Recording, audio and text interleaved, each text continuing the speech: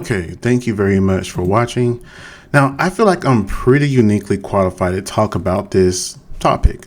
And what topic am I talking about? Well, let's go ahead and play this video clip right quick. I'm pretty sure you've already seen it if you're clicking on this video.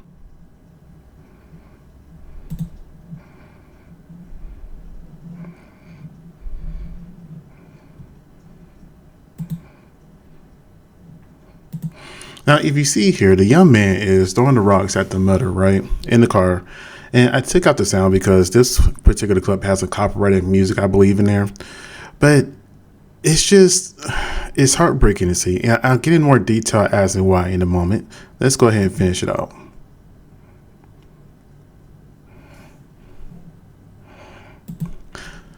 Now, my first line of questioning is, what would make a young man that mad?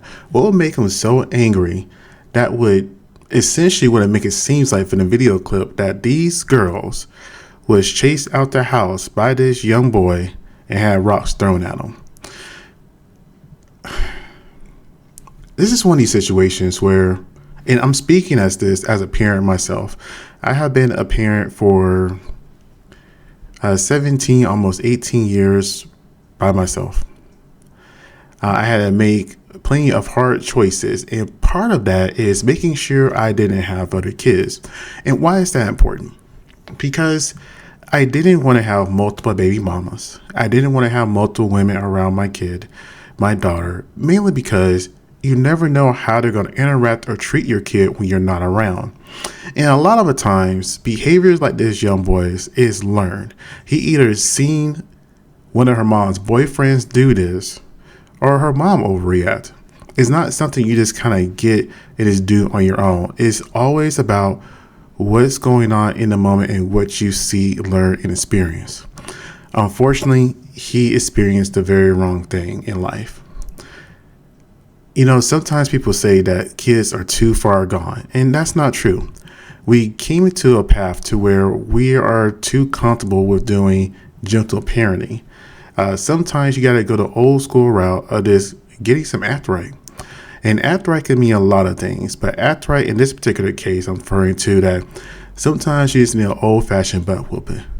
The mother lost authority in her home, and it's very clear that she lost her authority in her home because the young man is doing this right now.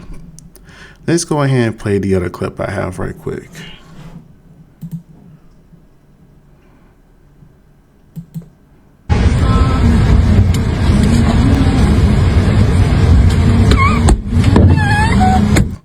Now, right there, when you hear the other girls in the back of the car sound like they're in fear, and I have no evidence of this, I'm just talking right now. This makes me think that he has terrorized those young girls before. I'm not sure they're his half siblings, but the mother has 5 kids. She's a mother of 5. And I know this page keeps throwing up. This is her Facebook profile where she posted the original clip of her son throwing rocks at her car. And right there, third line, a mother of 5. I'm sorry, when you have 5 kids and you're doing it by yourself, and I'm going to assume she's doing it by herself because when I was going through her profile, I didn't see a man in there any way, shape, or form. Kids get neglected. Kids end up raising themselves. And that becomes a very dangerous environment when you're trying to raise kids by yourself. You can't do it alone, especially multiple kids. If you want to say 1, and that's doable. I did it. 2, that's a lot harder. But once you start getting into 3, 4, and 5, it's impossible to give proper care and proper attention to each one of those kids. You got to know that some kids are more depressed than others. Some could be more hyperactive. You can't tell or truly get to know the kids because you're too busy having them. And then you're supposed to, quote unquote, have a career, right? Oklahoma Blood Institute. Cool, whatever. But let's go ahead and continue this clip.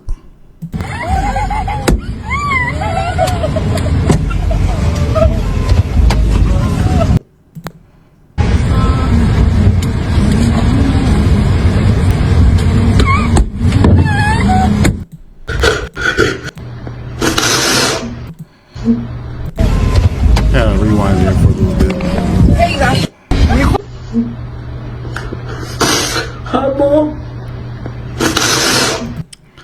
Now, initially, this clip right here, people were saying the young man was in a foster home and the foster dad went ahead and did that to him.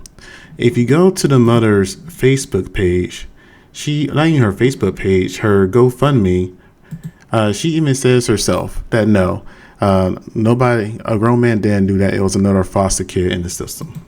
Okay. In fact, let's go ahead. You know what, Barry? I'll just go ahead and let this finish playing first. I wanted to say I love you. Oh, I love you, Mom.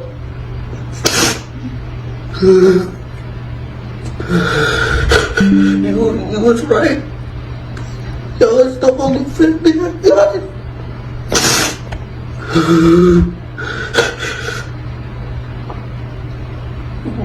You've been the only one that's been there for me.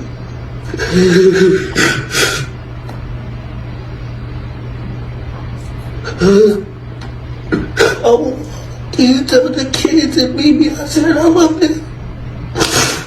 It's kind of interesting he has this attitude now. You got to think about it. Originally, he didn't have this. He was just looking angry, like he had murder on his mind, like he was ready to do a devious act. And that's why I'm saying that it kind of makes me curious, how often has he terrorized the people in the house? And for the mother to be in the car, not able to get out and take charge and take care of him, shows she may not need custody of the kid. Now, I am not a fan of foster care systems at all. I have known too many people that have got lost, damaged, and broken beyond repair through that system. I truly have. But at the exact same time, a grandparent, brother, sister, father, somebody else needs to step in for this young man to have any hope in life to make anything better of himself. Because if he's willing to attack his mother and his siblings, the only few people that may truly care about you in life, he's doomed. And he's not going to have a long life. And the thing about it is, he did say, yes, Mom, you're right. You're the only one that truly loves me, and tell my siblings that I love them. But how do I know, or how do we know that once he gets back in that house, things may change for maybe a month, then it'll revert back to what it was? It kind of reminds me of the show, what was it, Scared Beyond Straight. I love that show. It's very entertaining. And part of the reason why that show was so entertaining to me was because you got to see some kids make a positive change. Some, they'll check back in, 2 months, 3 months later, they still made a sustained change, and others went back to their old ways. If this young boy feels comfortable enough doing that, causing damage, because let's be real here, a windshield could cost anywhere between $300 to $500 to get repaired, depending what state you're in, if you're using insurance or not. And he's just causing money, damage, and chaos for no reason. Well, I say no reason on the surface, because again, we don't know what kind of woman the mother is. One moment she posted this video because she wanted to get people, or DHS, to get the boy out of her home. And now that the boy has got hurt and damaged and suffered more trauma, she's doing a GoFundMe to try to get him back. And let's go ahead and go over that GoFundMe right quick. Let's see here. Support Shaquilla's fight for reunification. I believe her son is named Dakota. D-O-K. I know there's an H. Something like that. It was Dakota. Dakota with a K. Let's see. My name is Shaquilla. I'm a mother fighting for her son. For the past 3 years, my family has been involved in the Oklahoma City DHS system. 3 years. Does that mean he has been an issue for 3 years? Or does that mean that she has been irresponsible for other kids for 3 years? Overall, 3 years involving DHS is unacceptable in any way, shape, or form. Anyways, let's go ahead and continue. Where was I at? What was supposed to be support and protection has instead caused ongoing harm to my family and, most importantly, my child. My son is currently in foster care. Recently, he has he was severely beaten by another foster child while under DHS supervision. So again, the reports of it being another grown man is not the case. It was another foster child. He probably went in there thinking he was the biggest and toughest, and he had some afterward happen to him. It happens, and he had nobody to support and care for him to make sure that he's okay. This could never have happened. There should have been no proper supervision in place to prevent something like this, so traumatic and life altering. Instead, my child was hurt in a system that was meant to keep him safe. Anybody worth their salt knows that DHS does not make anybody safe. It just doesn't.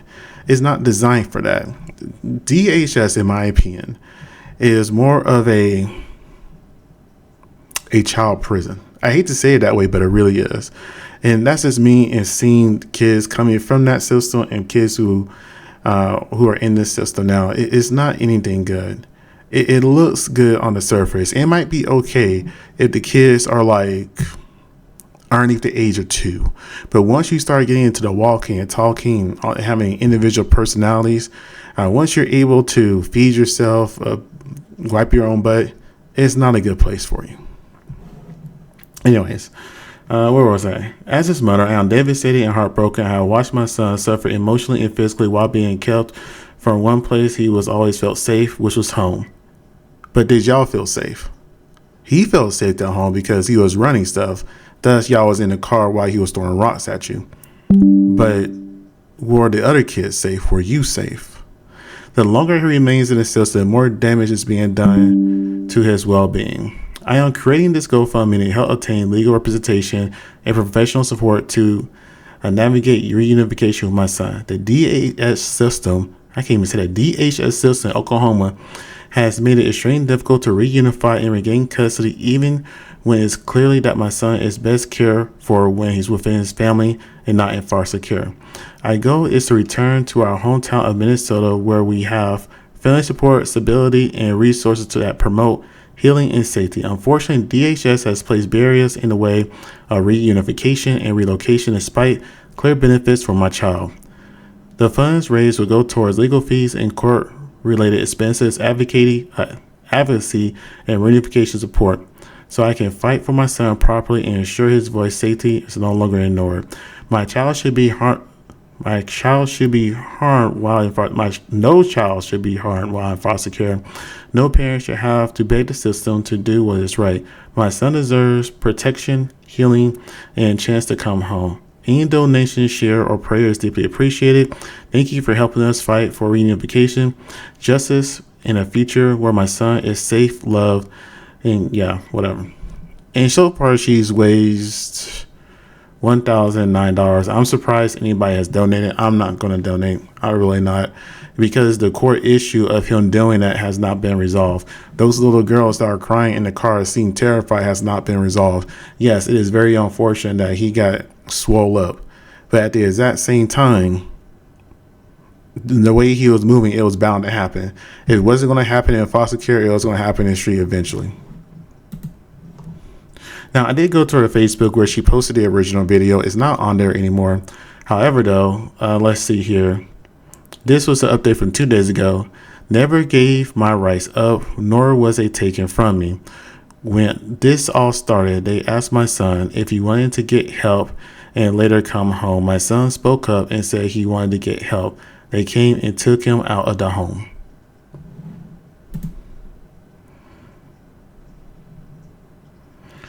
Let's see. Let's confuse Connie. You should have called the police. He would have went to the detention center. You chose to call foster care. That wasn't too bright. Once you get those type of people involved, they're going to have to say so. And here's the thing. If she did call them, which she did call them, where does this 3 years come into place? I guess that's what I'm kind of confused about, because this incident happened this past week.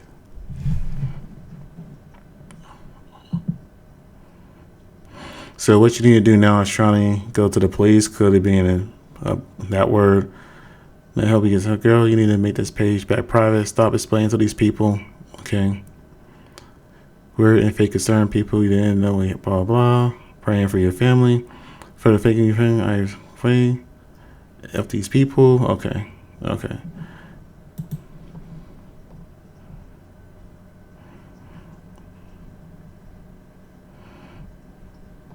I'm not gonna go too deep into her page because I know she has other kids. But yeah, that's it for now. You guys tell me what you think. Like, comment, and subscribe. I hope you have a great day. Thank you.